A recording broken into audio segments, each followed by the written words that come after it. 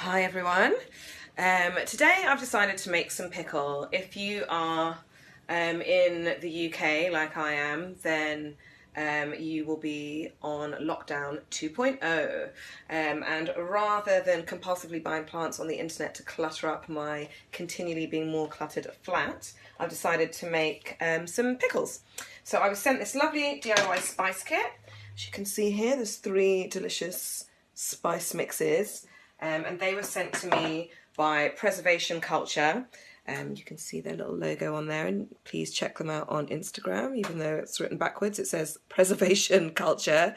They are a project based in East London who work with a community of women from all over the world to use the preserving skills that these women have. Often they're women who have children at school and they're at home during the day cooking up fantastic meals.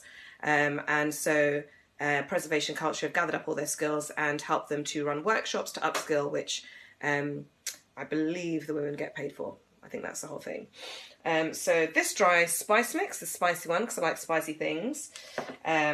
With that, I'm going to make a pickle out of these parsnips, which are looking particularly ropey, real ropesome. Like, look at the end of those. Look how bendy they are. Oh, they are not at their finest. But I didn't want to throw them away, and I'd been procrastinating out using them because parsnips are not actually really my favourite thing. But I am going to use the recipe from this little spice kit leaflet that I was sent for a traditional Indian pickle. You can kind of see it there.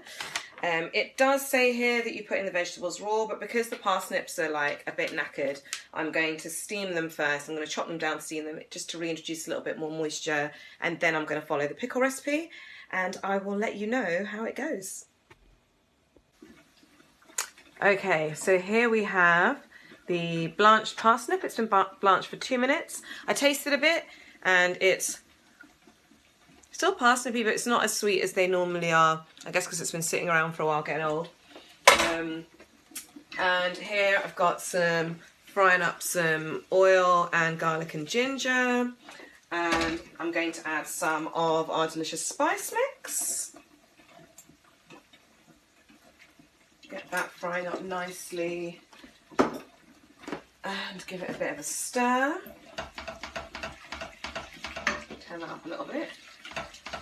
And then in this jug over here, while that's bubbling away, I have some apple cider vinegar and some lemon juice that I'm going to put into the pickle as well. So that is cooking off very nicely now. You do want to probably give the spices a couple of minutes just so that they're not really like raw before you put everything else in, otherwise you'll get a weird grainy texture, I imagine. So that is bubbling away.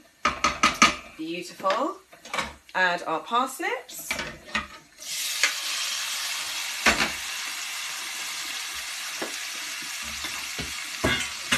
What a lovely sizzle. It's already smelling really fantastic.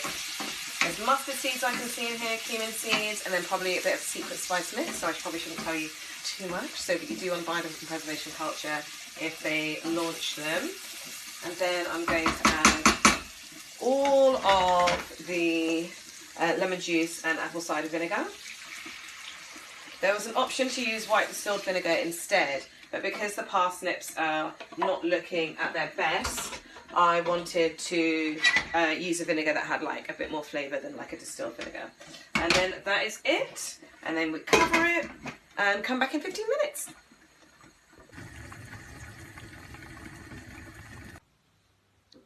And there we have it, parsnip pickle. Doesn't it look fit? The oil has separated from like the vinegar and lemon juice, obviously, as it would do. And I've just remembered to put the date on there, as I'm always forgetting to put the date on things when I cook them at home. Got a little bit of the pickle here in a bowl because I just want to taste it. I imagine once it's been infusing for a day or 2 or longer, then the flavour's going to improve. Ooh, it is really tasty. I probably didn't necessarily need to like boil the parsnips for any amount of time, pre-blanch them. I think they could have just gone in straight how they were. Oh, it's really sharp. The mustard in it is like, mustard seed in it is quite strong.